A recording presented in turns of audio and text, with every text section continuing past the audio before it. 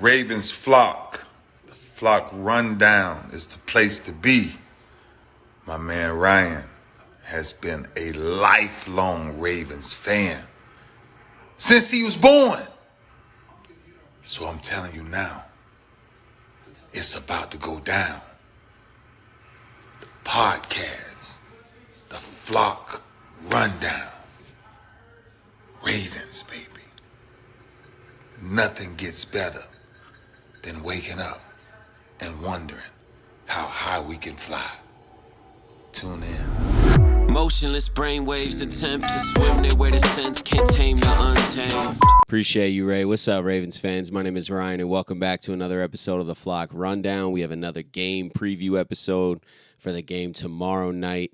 Preseason Week 3, Ravens versus Buccaneers. Not so much previewing the ins and outs of the game, just because it's a preseason game. We'll do that a lot more in the regular season, but just looking at a lot of Ravens players specifically who I'm looking at, who's on the bubble, who's fighting for a spot on the team. Are there any position battles that still need cleaned up? Are the starters going to play? There's still a lot of questions in this Week 3 preseason game, and it's the last look before Week 1 of the regular season. Also doing another $50 giveaway in this episode. All you got to do is watch the episode. Somewhere in this episode, I'm going to ask a question, and then just comment your answer. Closest answer wins $50. You can go over, you can be under, it doesn't matter. Closest answer wins, and I'll hit you up right after the game tomorrow night, responding to your YouTube comment for your Cash App info or whatever. So let's get into it. We'll start on offense, and we'll start with the backup quarterbacks. Now, Tyler Huntley's not going to play again. He hasn't been practicing at all. So probably going to see similar situation to last week where Josh Johnson gets a half, Anthony Brown gets a half. The only hurdle in that theory is if Lamar Jackson plays a drive or two. Sounds crazy, I know, but Harbaugh kind of keeps saying that he wants to and he's not sure yet.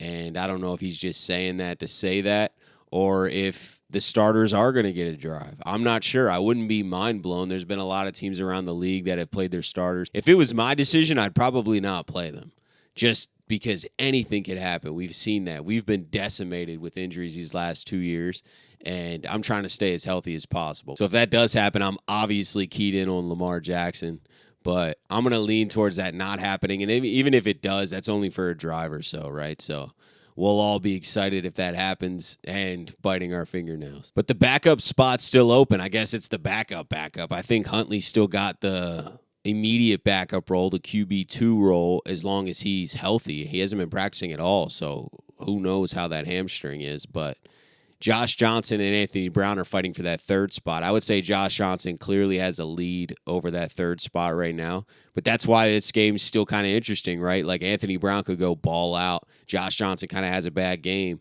and then it's a coin flip. The wide receivers are pretty set in my mind. I think we go 6 wide receivers, and I think it's Odell, Bateman, Zay, Nelson Aguilar, Devin Duvernay, Tylan Wallace. That seems to be the most obvious route right now. Tylan Wallace has had a great preseason, great camp. Nelson Aguilar's had an incredible camp. He hasn't been playing in the preseason. Zay Flowers has had an incredible camp and preseason last week. Odell and Bateman haven't played in the preseason, but all signs point to them being healthy and ready to go. So I think we're set at wide receiver, and I don't know if we see many guys. I don't think we see Bateman at all for sure. But if we do go starters in this game, I could see Odell, Zay, Nelson Aguilar getting a drive with Lamar and then taking the pads off. You know, it wouldn't blow my mind, but I'm leaning towards that not happening. I'm leaning towards us not playing our starters. So it seems like our starting wide receivers in this third preseason game are probably going to be Tylan Wallace again. Maybe Devin Duvernay gets some clock. And then it's Tariq Black and Laquan Treadwell. And I just don't think those guys have made enough noise to push Tylan Wallace out. So I think the wide receiver position's pretty set. Tight ends is a little more interesting. We've had Charlie Kolar and Vokelek playing the majority of the preseason. Mark Andrews has not played in the preseason and has not practiced the last 2 practices. I don't expect to see him. Isaiah Likely got hurt in the first preseason game. He's all good, but I don't expect to see him either. So it's going to be Charlie Kolar and Travis Vokelek, and that's an interesting situation. Charlie Kolar and Travis Vokelek had great games last game. Vokelek had an incredible game. He's had an incredible preseason. He's caught a touchdown every game. He had 2 touchdowns last week and is doing everything possible to make this roster. I don't see how he does make the roster because I don't see us carrying 5 tight ends, essentially, because Patrick Ricard is going to be considered a tight end. Even if they put him as a fullback on the roster, whatever, he's a fullback / tight end. He's going to line up on the line as a tight end and block a lot. And I think he's basically a tight end now. So we got Mark Andrews, Isaiah Likely, Charlie Kolar has to make the team just because we invested draft capital in him, and he is a talent. You know, he's a poor man's Mark Andrews. I like his game, and I love Travis Vokelek. I think Travis Vokelek deserves to play on Sunday. The problem is we're just too deep at tight end. It's too good of a room.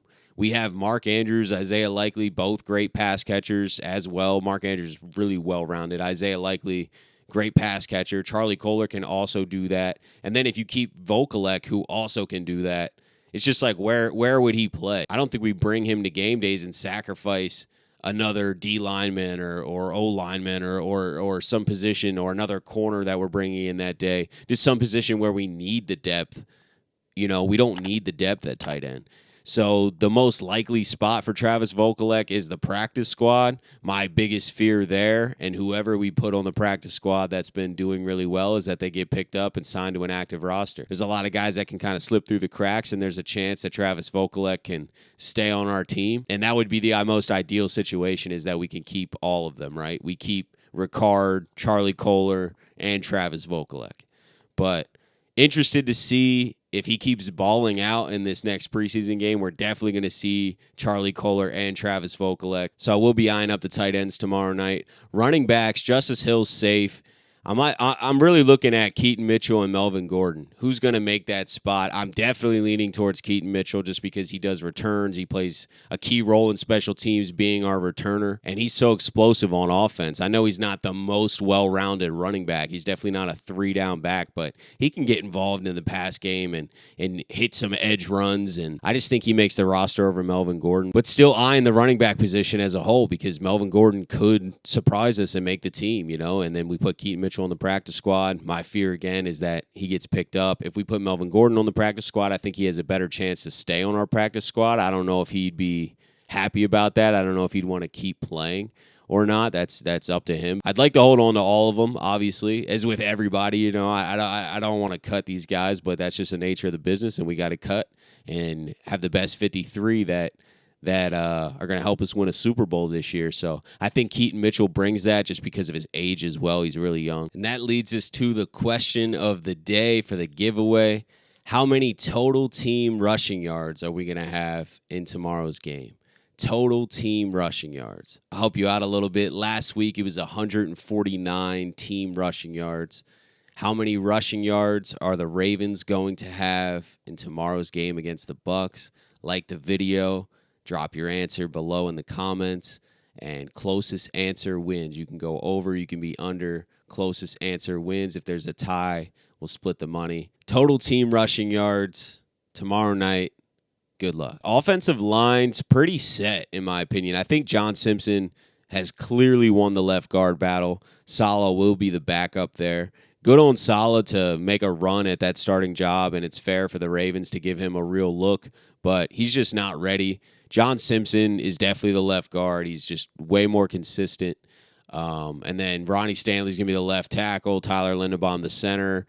Zeitler's going to be the right guard. And then Morgan Moses, the right tackle. Now, backups, we got Falele at right tackle, backing him up. He also can play some left tackle. But I think Falele is our future right tackle. Not this year, but probably next year, if not next year, the year after. But Falele is coming in as our future right tackle for sure. So I'll be watching him again. I always like watching his growth. I love watching him play. He doesn't do quite as good at left tackle. If you go back and watch, he does get beat at left tackle a little bit, but that's not his true position either, you know. So right tackle, he does a really good job. I think he's really skilled. He can move his feet, and he's huge. So I'll be looking at Falele. I'll be looking at Ben Cleveland as well. I keep watching Ben Cleveland. He's not playing quite as bad as I'm getting on him for. I think I'm just disappointed that he can't win the starting job. Not at right guard, but at left guard. It was wide open at left guard, and he was just not even really considered. At this point, he definitely is a depth backup guard for us. And that's all right, you know what I mean? He's not bad. Like, he's not an awful player. If Zeitler or somebody got hurt or we had to plug him in for a little, I don't think the line crumbles. But he's just not doing enough to win that job. We'll see if there's any growth in Ben Cleveland. But, yeah, line's not quite as interesting as it was just because I think this left guard battle is over. We know who the starters are on the offensive line. But that's a comfortable feeling as well, you know what I mean? I'm glad that we got that locked in and it's not up in the air because that's concerning sometimes too when nobody's stepping out to be the guy. All right, let's move it over to defense. D-line, do we see Jadeveon Clowney at all? He hinted that he's ready to go, but it's the preseason.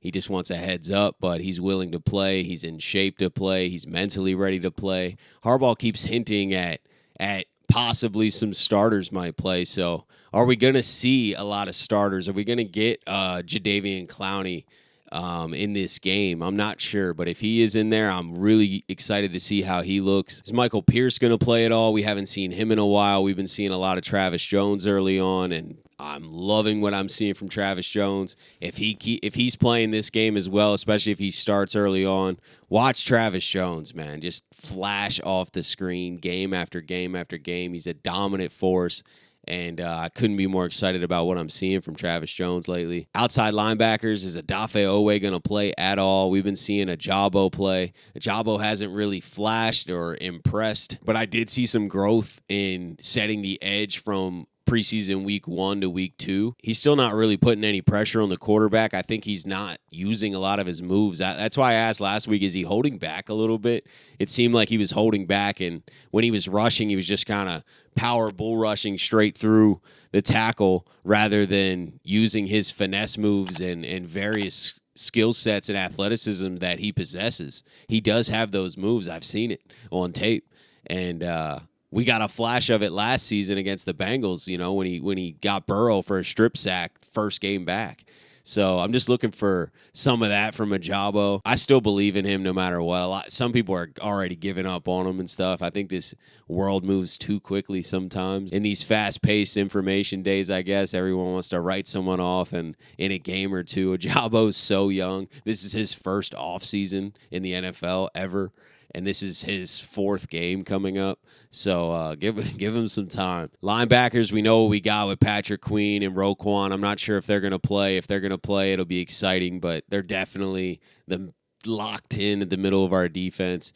But I am excited to see some Trenton Simpson again. Everyone was bashing him last week. I thought he was flying to the ball. I thought he looked better than people think. I think that he definitely missed some tackles and over pursued, and he definitely made a huge mistake missing that tackle out in open space, grabbing the dude's face mask and letting up a touchdown. So there's no excuse for that, I agree, but Trenton Simpson flies to the ball. He's going to make some plays. He's fun to watch. I don't think he's going to play a pivotal role in our defense this year at all. So there's not much pressure on him to perform, and to me, it's not a big deal if he does make some mistakes. I just like his speed and athleticism and the way he's flying to the ball. So excited to see a lot more Trenton Simpson. Watch out for number 30. Malik Hamm is a bubble guy at Sam linebacker that we've been talking about. Not sure if he's going to make the team or not, but he's played really well. I know he got a little banged up in last preseason game. Hopefully he plays. Baltimore native. I like what I see from Malik Hamm. He's making plays every single preseason game. Just got to continue that on. Tyus Bowser's injury is still something to be concerned about, so having some depth at that Sam spot is good. And I think that Malik Hamm right now is the leader to make the team out of those bubble guys. Cornerbacks, are we finally going to get to see some Rock Ya-Sin, Jalen Armour-Davis, Arthur Mollett? We haven't even seen them in the preseason at all. They all returned to practice. I would say that there's a decent chance that they at least play some of the game. We've seen a lot of Seymour and Ardarius Washington, and super impressed with Ardarius Washington as well. I think that he's made his way onto this roster. He's definitely undersized, but he's playing big right now. He's playing physical, and he's really stepped up and grown into his body and taken a leap. And I think that he's definitely in the running to be our starting slot corner, at least early in the season. But regardless, I think that there's room for him on this team. Looking at Seymour, looking at Caillou Blue Kelly, does he rebound a little bit in coverage? He kind of had a rough day in coverage last game. And then, what does Jalen Armour-Davis look like? Can we trust Jalen Armour-Davis to go out and play pivotal minutes week 1? Because we're going to need him. And does Ronald Darby play? Harbaugh's been saying Ronald Darby looks like his old self in camp. So are we going to get to see any Ronald Darby? I know he's a lot older. They might not want to risk it. But who are we going to see at corner? I think corner is a huge question in this game because we finally have a lot of guys back at practice. So this would be the game that we would see somebody. This is our only chance to see him before the regular season. So I'd like to get some of those guys, at least the younger guys, some snaps and just see how they look. Got Brandon Stevens in that mix as well. And there's a lot of questions at corner and who's going to make the team and who's going to be our starting corners at the beginning of the year, especially with Marlon Humphrey out. So I think that by playing some of these guys, we could clear some of that up a little bit. Now, this preseason game isn't the end-all, be-all. Obviously, the coaches are evaluating their day-to-day practice as well, how they are in training camp. But regardless, live game action does matter. Biggest thing for this game is let's come out of this healthy and get ready for week 1 against the Texans. It's quickly approaching. I can't wait. Hopefully you heard the question. Drop your comment below. I'll send the winner $50 after the game tomorrow. And as always, guys, I appreciate you tuning in to another episode of the Flock Rundown. Have a beautiful rest of your day, and I'll talk to you guys next time. Motionless brainwaves attempt to swim their way to sense, can't tame the untamed.